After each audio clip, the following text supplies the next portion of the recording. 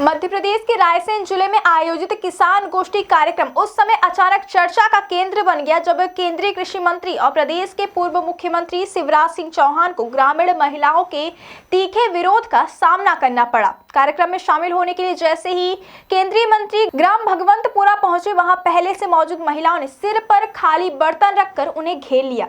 महिलाओं का यह विरोध न केवल प्रतीकात्मक था बल्कि गांवों में फैली गंभीर समस्याओं का सीधा संदेश भी दे रहा था। इस घटनाक्रम ने प्रशासनिक व्यवस्था और जमीनी हकीकत के बीच के अंतर को एक बार फिर उजागर कर दिया। इस कार्यक्रम में शिवराज सिंह चौहान के साथ रायसेन जिले के प्रभारी मंत्री नारायण सिंह पंवार भी मौजूद थे। दोनों नेताओं को ग्रामीणों, विशेषकर महिलाओं के आक्रोश और सवालों का सामना करना पड़ा। महिलाओं ने अवैध शराब की खुलेआम बिक्री, पीने के पानी की भारी किल्लत और क्षेत्र में बदहाल स्वास्थ्य सेवाओं को लेकर अपनी नाराजगी जाहिर की। महिलाओं का कहना था कि इन समस्याओं के कारण गांवों में हालात दिन प्रतिदिन बिगड़ते जा रहे हैं और प्रशासन इस ओर कोई ठोस कार्यवाही नहीं कर रहा। घटना की शुरुआत ग्राम भगवंतपुरा से हुई, जहां किसान गोष्ठी में शामिल होने से पहले ही महिलाओं ने केंद्रीय मंत्री को रोक लिया। सिर पर खाली बर्तन लेकर पहुंची महिलाओं ने यह दर्शाने की कोशिश की कि गांव में पानी की कितनी गंभीर समस्या है।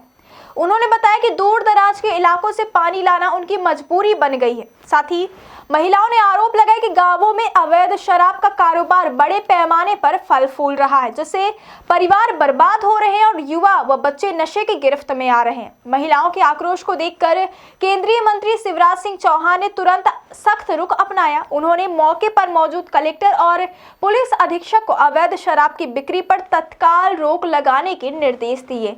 मंच से भी उन्होंने अधिकारियों को खुले शब्दों में चेतावनी दी और कहा कि अवैध शराब बेचने वालों के खिलाफ कड़ी कार्यवाही की जाए।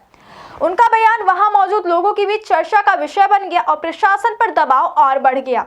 रायसेन जिले में अवैध शराब का कारोबार लंबे समय से एक बड़ी समस्या बना हुआ है। ग्रामीण इलाकों में गांव-गांव शराब की खेप पहुंच रही है, जिससे सामाजिक ताना बाना प्रभावित हो रहा है। कई बार महिलाएं इस समस्या के खिलाफ सड़कों पर उतर चुकी हैं।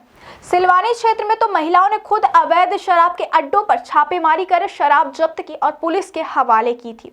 इसके बावजूद इस अवैध नेटवर्क को पूरी तरह तोड़ने में पुलिस अब तक नाकामयाब रही। इसी कार्यक्रम के दौरान जिले के प्रभारी मंत्री नारायण सिंह पंवार को भी जनता के तीखे सवालों का सामना करना पड़ा। वे रायसेन में प्रदेश सरकार की 2 साल की उपलब्धियां गिनाने पहुंचे थे, लेकिन जिला अस्पताल की बदहाल स्थिति को लेकर उठे सवालों ने उन्हें घेर लिया। हाल ही में जिला अस्पताल के वार्डों में कॉकरोच और खटमल मिलने की खबर सामने आई थी, जिससे स्वास्थ्य सेवाओं की स्थिति पर गंभीर सवाल खड़े हो गए थे। जनता के आक्रोश को देखते हुए प्रभारी मंत्री को सख्त रुख अपनाना पड़ा।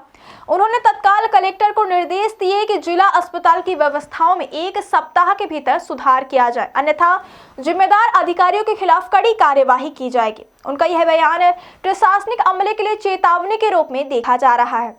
केंद्रीय मंत्री के निर्देशों के बाद कलेक्टर अरुण कुमार विश्वकर्मा ने जिला अस्पताल के मामले में जांच के आदेश दे दिए। अस्पताल की स्थिति की जांच के लिए अपर कलेक्टर मनोज उपाध्याय की अध्यक्षता में एक जांच दल गठित किया गया। इस दल में सीएमएचओ डॉक्टर एन मांठरे और लोक निर्माण विभाग के कार्यपालन यंत्री बीके सूत्रकार को सदस्य बनाया गया है। जांच दल को 3 दिनों के भीतर तथ्यों की जांच कर अपनी रिपोर्ट प्रस्तुत करने के निर्देश दिए गए। महिलाओं ने केंद्रीय मंत्री शिवराज सिंह चौहान को यह भी बताया कि अवैध शराब के कारण गांवों में घरेलू हिंसा और आर्थिक तंगी बढ़ रही है।